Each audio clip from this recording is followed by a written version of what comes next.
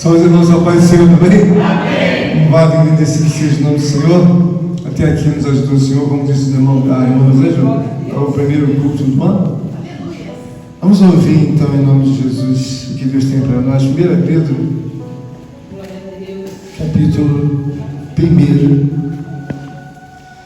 Pedro, para facilitar, se vem de Apocalipse para trás é melhor, tá bom? Está em Apocalipse, aí você volta, acha o segundo, você vai achar o primeiro.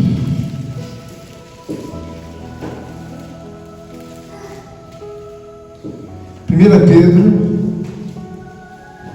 capítulo 1, o verso, eu vou ler do 13 até o 16, amém? Amém. Todos encontraram já? Amém. Então tá, vamos ler em nome de Jesus. Por isso, cingindo o vosso entendimento, sede sóbrios e esperai inteiramente na graça que vos está sendo trazida na revelação de Jesus Cristo. Como filhos da obediência, não vos amoldeis às paixões que tinhais anteriormente na vossa ignorância. Pelo contrário, segundo é santo aquele que vos chamou, tornai-vos santos, também vós mesmos em todo o vosso procedimento, porque está escrito, sede santos, porque eu sou santo. Repita comigo em nome de Jesus. Porque está escrito? Porque está escrito. Sede santos. Sede santos. Porque eu sou santo. Porque eu sou santo. Sede santos. Sede santos. Porque eu sou santo. Porque eu sou santo. Amém. Pode sentar, irmãos. Nós sabemos que há uma necessidade de nós compreendermos a velocidade de Deus, a temperatura de Deus, o propósito de Deus em nossas vidas. Há necessidade de compreender isso. E nós vemos aqui na palavra de Deus que diante desse eminente apóstolo que Deus lança a sua palavra para que nós possamos meditar nesta manhã, esse homem é um homem que ouviu a voz de Deus quando o próprio Jesus estava com ele e mais um discípulo lá no Monte da Revelação. Então nós vemos aqui da transfiguração, não da revelação. Nós vemos aqui, irmãos, que a palavra aqui é uma palavra muito fidedigna de alguém que tem muito conhecimento de Deus, que esteve com Cristo e que pode falar de propriedade do que vem a ser a razão de ser santo. Às vezes nós fazemos algumas comparações de ser santo como alguém que passa talvez o dia inteiro em oração, em jejum, e quando na verdade ser santo não significa isso. Uma pessoa santa é uma pessoa que tem nítida convicção que ela tem que ser separada de todos os conceitos que diz respeito a esse mundo temporal. Por quê? Para não entrar em colisão com os pensamentos de Deus.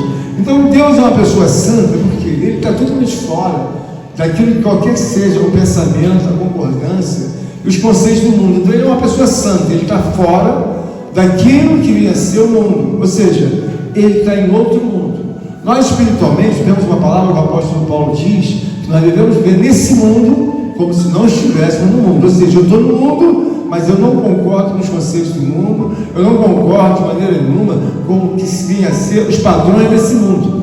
Então os padrões desse mundo, eles aborrecem a Deus, e Pedro está aqui defendendo, sede santos porque eu sou santo, ou seja, Deus é uma pessoa santa porque Ele é totalmente separado, as ideias de Deus são completamente contrárias às ideias do mundo. Então o homem também deve seguir esse mesmo propósito. Tanto é que nós vemos lá na palavra de Deus no livro de Isaías, em que quem gosta muito desse versículo é a nossa amada irmã Kelly. Ela sempre fala nesse versículo, que assim como os meus pensamentos são mais altos que os vossos, assim como os meus caminhos não são os vossos caminhos, assim são os meus pensamentos, mais alto do que os vossos pensamentos.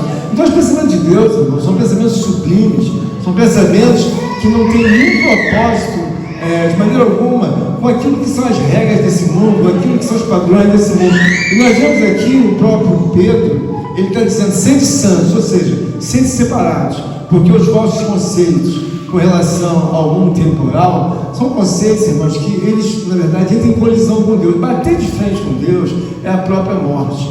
Então nós vemos aqui que quando nós olhamos para uma obra como essa, Pedro está dizendo de uma forma muito clara aqui que foi trazida para nós uma revelação de Cristo. O que é a revelação de Cristo, irmãos? Quando você está na escuridão, você às vezes procura sair da escuridão e a primeira coisa que você deseja é ver a luz. Quando você olha para os padrões de Deus, você vê que são padrões santos, são padrões distanciados, mas são possíveis de serem alcançados. E por que Deus está nos dando essa palavra? Que Ele é uma pessoa santa, Ele é uma pessoa separada. Ele é uma pessoa que, na verdade, na sua autossuficiência, Ele não deseja que nenhum dos padrões do mundo venha fazer parte do ritual da vida dele. Então, uma pessoa santa é uma pessoa que sabe naturalmente que ela está abrigada em Deus, ela está sendo preservada por Deus, ela está sendo guardada por Deus, ela tem uma vida temporal diferente, considerada a extensão que Deus dá àquela pessoa. Então, quando você estiver hoje, no momento em que você meditar, você começa a entender que Deus faz com que nós tenhamos uma defesa racional. O que é uma defesa racional? Nós estamos seguindo o Evangelho de Cristo.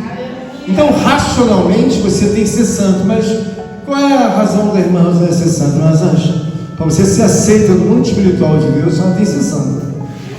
Por quê? Porque senão você começa a colidir, você começa a querer a trazer as coisas dos ímpios, dos pagãos, das coisas que são deles. E pouca coisa, irmãos, é suficiente para contaminar a sua vida ou a minha vida. Basta que você entre num processo que não é a santidade, você vai ser contaminado. Por quê? A Bíblia diz que o fermento, ele vai levedar toda a massa. Basta um pouquinho de fermento que a massa fica gigante, né? Então, espiritualmente, quando ele defende aqui, sede santos porque eu sou santo, é o próprio Deus dizendo: olha, irmão Eduardo, aqui o critério é esse. Ou você concorda com a gente e vive com a gente no bem-estar de todos, porque todos são santos, ou seja, todos nós somos separados. Nós não temos, na verdade, a agir contra os homens de forma abrupta, de forma que seja uma forma temporal, de forma que seja uma forma da corrupção. Nós agimos em espírito e verdade. Mas, irmãos, nós temos que tirar sempre da nossa vida e do nosso meio aquilo que, na verdade, não é santo. Por quê? Porque, às vezes, uma pouca tolerância faz com que amanhã, de repente, você nem se converta ou se lance diante dos conceitos temporais. Então, a exigência da santidade é que toda a origem, de toda a glória, de todo o poder e de toda a obra que vem da ciência de Deus é a santidade. Tudo começa na santidade. Por quê? Porque a santidade, ela emana no coração de Deus. E aí você imagina o seguinte: o mundo foi criado por Deus, criado pela palavra de Deus, que vivia e que vive em santidade. E depois Deus cria inúmeras coisas em santidade. Deus cria o homem e a mulher em santidade. Deus cria a bênção de Deus em santidade. Ele nunca abandona a santidade. Ou seja, o estado de Deus, Ele diz para todos nós: olha, daqui de cima ou de baixo, de qualquer lugar, na minha santidade, eu faço a chuva, eu faço o sol, eu faço terremotos, eu ordeno tudo que eu quero, mas eu não abro mão de uma coisa: da minha santidade. Então, se isso serve para Deus, que é Senhor de tudo e Senhor de todos, serve para nós, irmãos. O conceito é que, ainda que nós tenhamos algum contato com as coisas terrenas temporais, que seria impossível se nós não tivéssemos sido tirados do mundo, nós devemos entender que a glória de Deus faz toda a razão e sentido em você pensar: mas por que eu sou santo? Porque tem que ser santo. As regras do mundo, elas não são as regras no sentido direto. Os padrões do mundo não são os padrões de Deus. Então, se os padrões do mundo não são os padrões de Deus, eu tenho que ter separado. Eu posso viver, comer, posso trabalhar, posso ensinar, posso fazer tudo, mas uma coisa, chega um momento em que eu acabei meu trabalho, acabei minha ocupação, aí eu volto para a minha santidade, ou seja, eu volto para aquilo que vem a ser os conceitos de Deus, os pensamentos de Deus, as obras de Deus. Então, quando Pedro fala ser santo, é porque Pedro já entendeu naturalmente que a pessoa que não é santa, ela não está em paridade de pensamentos com Deus. Então, naturalmente, se você não está dentro de um processo de similaridade com alguém, olha, eu estou andando com o irmão Eduardo, eu naturalmente vou andar com ele com uma pessoa racional, ele está do meu lado dele, exemplo. E aí eu começo a andar com ele e, de repente, eu começo a me desentender com ele. Eu começo a não pensar como ele pensa, eu começo a confiar em Deus como nós temos confiado, da mesma forma. O que acontece? Vai entrar entre nós uma aspereza. Quando Pedro fala ser santos, ele está dizendo o seguinte: o santo é o homem que tem um conceito, o entendimento que não deve de maneira nenhuma entrar em aspereza com Deus. E se você não quer entrar em aspereza, em conflito, entrar naquela razão que diz que os teus pecados fazem separação entre ti, você tem que ser santo. Não tem que ter como, não existe como você conviver uma vida com Deus se você não quer santidade. Eu quero buscar um pouquinho do mundo. Irmãos, é melhor até que você saia e vá direto ao mundo, porque você não aproveita nem o mundo e nem tampouco a comunhão com Deus. E aqui é melhor entender por que tem que ser santo. Olha, eu falo com todo mundo na rua, eles bebem cerveja, eles podem cheirar e fumar, eles podem estar lá, mas eu não posso. Oi, tudo bem? Tudo não. Mas aliás, isso que eu faço, não sei se você sabe, que existem coisas que você vai falar assim, pastor, eu nunca vi isso na palavra. Tem coisas, irmãos, que nós fazemos, e eu faço, e às vezes eu esqueço. Mas às vezes a palavra de Deus diz assim, se capaz com todos a santificação, sem a qual ninguém verá a Deus. Mas há momentos na palavra de Deus que Deus fala que até você cumprimentar uma pessoa dessa, é você estar em pecado. Por quê? Porque você está como se fosse concordando com as obras dela. Então, às vezes você recebe uma pessoa na sua casa, ela não segue a sua fé, é pecado. E eu sei disso, às vezes eu falo isso para a Rosângela, por quê? Porque ela não concorda com a tua fé. Mas onde está escrito isso? No livro de Tito, ele diz bem claramente, a ninguém recebais que não traga a nossa fé. Por quê? Mas por que eu não vou receber a pessoa? Porque você está em concordância com as obras dela. Às vezes uma pessoa dessa vem toda contaminada, a pessoa é do mundo, a pessoa faz coisas mais horrendas. Aí a primeira coisa que você faz que uma pessoa chega na sua casa, você quer dormir na minha cama? Eu tenho certeza que muita gente faz isso. Isso é o maior erro que você pode fazer na sua vida. Por quê? Você é uma mulher santa, você é um homem santo, e você é separado por Deus. Aquela pessoa não é.